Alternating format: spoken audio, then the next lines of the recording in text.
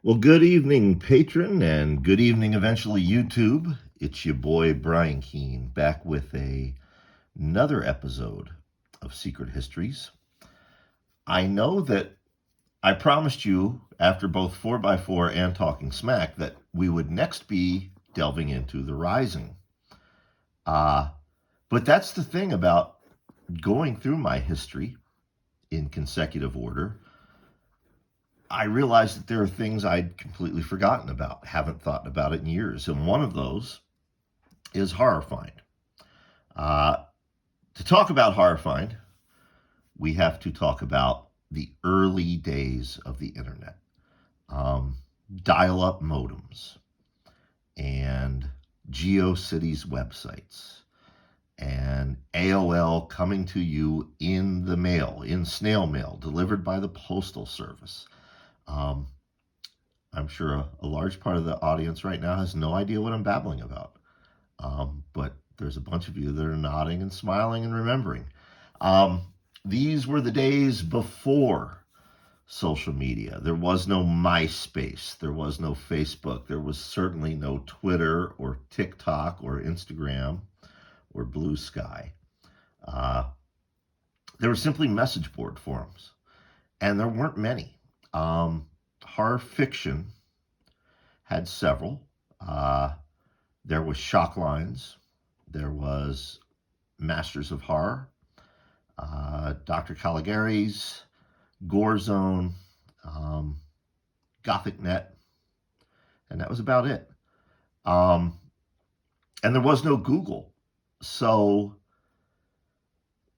there were like 500 search engines and some large topics, things of interest, like let's say carpentry.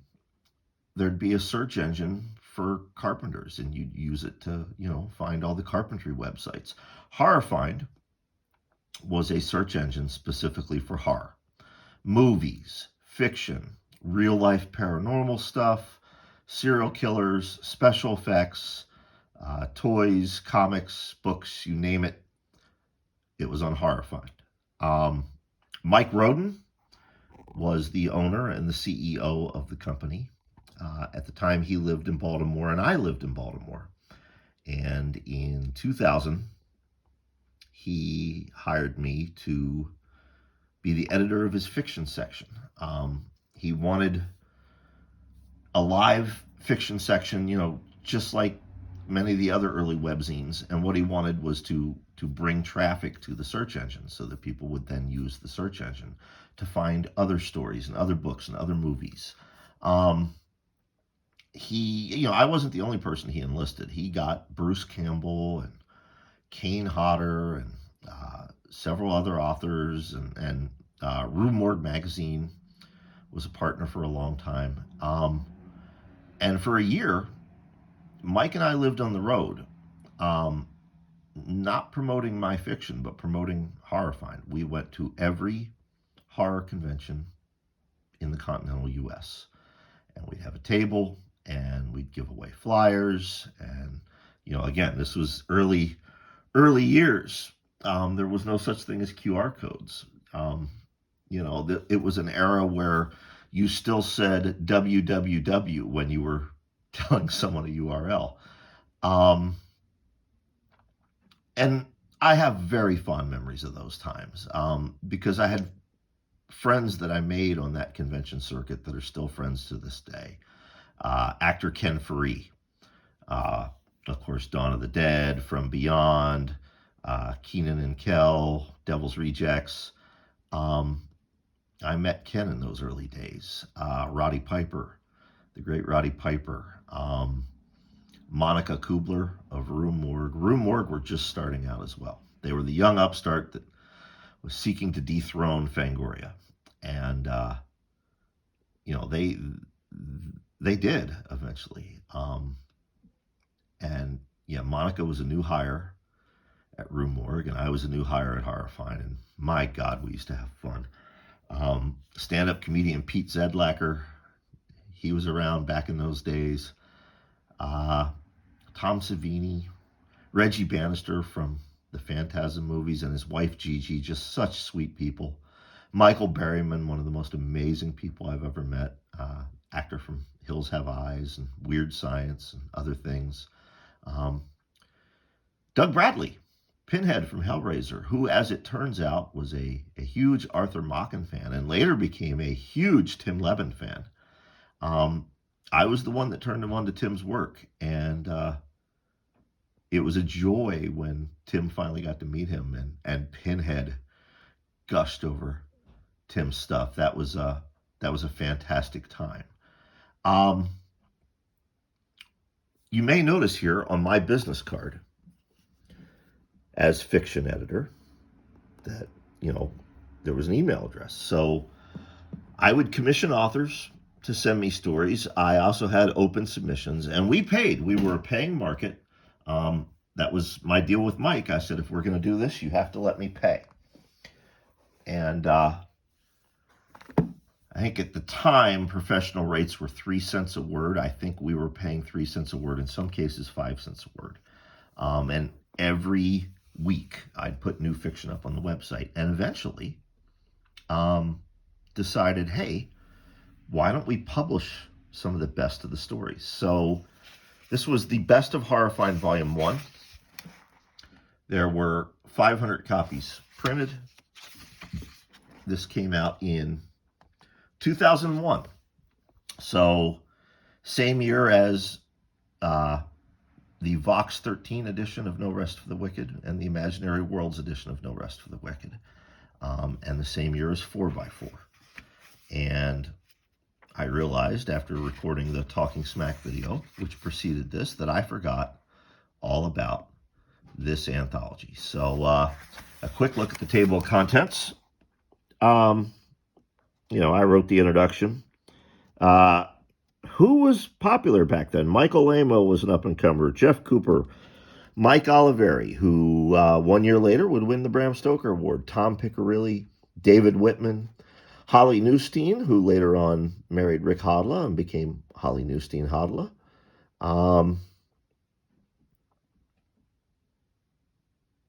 J.F. Gonzalez. Good old Jesus. Mikey Hike, Nick Kaufman, who was just starting out back then. John Peelin, who was already a veteran and a legend, and we were very happy to have him. Gene O'Neill, Monica O'Rourke, Weston Oakes, Gerard Huarner. It was a lot of new up-and-comers. If you read today's newsletter, Mary called us a revolutionary group of writers, and I grinned, but I also nodded because she was right. It was a bunch of revolutionary young writers, a revolutionary old writer like Gene O'Neill, and one veteran, John Peelin. And the proceeds from this, of course, helped continue to fund the website. It did so well that we did a second volume, Best of Horrorfind 2, once again edited by Brian Keene. This came out in 2003, same year as The Rising. This came out before The Rising, so perfect timing to talk about it. Table of contents for this one. This time we had Jack Ketchum, the then young and new Matt Carden, Darren Spiegel, Drew Williams, Jeff Cooper again, Roman Ranieri, who I was very surprised to hear from. He had been an up-and-comer back when Lehman and Ketchum and Lee and those guys were starting out, and then he kind of disappeared, and then he came back. Gina Mitchell, Lamo, Karen Taylor, who was a huge name at the time. Fans of Anne Rice were also reading Karen's stuff. But yeah, Peelin again. I believe this was Rath's first published story. Rath James White, I think so. And this time we added more stories, so we had to turn the page.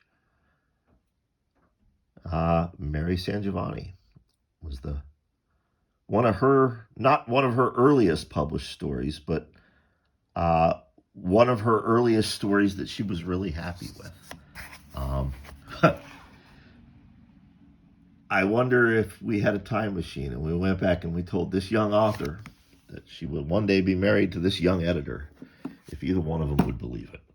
Horrorfind did all kinds of things. As I said, it was a search engine. It was a webzine. There were how-to articles on, special effects and filmmaking and all kinds of stuff. But primarily it was a search engine, and it was an ad-sponsored search engine. Over time, though, search engines began to consolidate, and Google began to rise. And Horrorfind began making more money off running conventions than it had ever made off of the search engine. That was the legendary Horrorfind weekend. This was the second one. I think there were 10 Horrorfind weekends in all. This one, I'll never forget. We did an Evil Dead reunion, and Bruce Campbell had his first book out, and he and I were sitting together back in the green room, and he was asking me for tips on marketing and promoting one's book, and I've never forgotten that.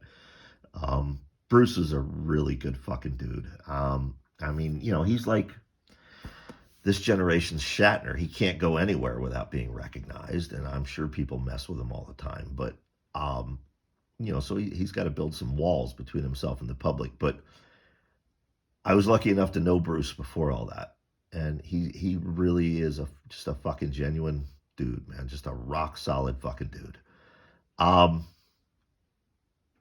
Eventually, I left Horrorfind. It got very big, and I reached a point where I had to pick. And I'll tell you, folks, that's going to be a recurring theme throughout these secret histories. If you've read my new nonfiction book, Love and Hate in the Time of COVID, if you've read the very first chapter of that, I talk about time and time again in my career, I've had to pick between something and writing. Writing has always won. Writing will always win. Eventually, I had to leave Horrorfind because it was either that or my writing. Eventually, things ended poorly. Mike had substance abuse problems. He was found dead a few years ago. Back when the horror show with Brian Keene was still in the air, we did an episode about him, Dave and myself. It's on YouTube if you want to go listen to it.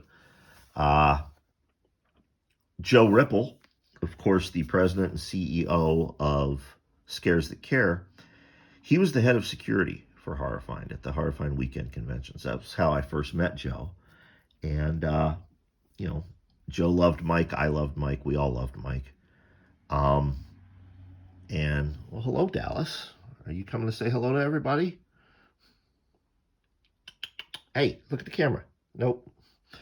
Well, now you can look at the camera as I turn it away. Joe bought the domain name because we didn't want to let it die. We didn't want to let some spam company fucking take it over. Horrorfind these days is an autograph validation service headed up by Joe and actor and Blair Witch expert Matt Blasey and a few other people. So it's not anything like what it once was. But I like that the name still lives on. I have very fond memories of Horrorfind. When the horror show with Brian Keene comes back next month in January, one of the early episodes is going to be a story about a party from Horrorfind. And I think you will all laugh when you hear that story. I will laugh while I tell it. You may even cry a little bit. It's a story about Jack Ketchum and Reggie Bannister and about 24 beautiful women, and how Ketchum got me in a lot of trouble that night. Can't wait to tell you about it. So yes, next Secret Histories, I promise we will get into the Rising, because that is next in the chronology. Thanks for watching. I hope you enjoyed it. Take care of yourselves. I appreciate you, and we will see you soon.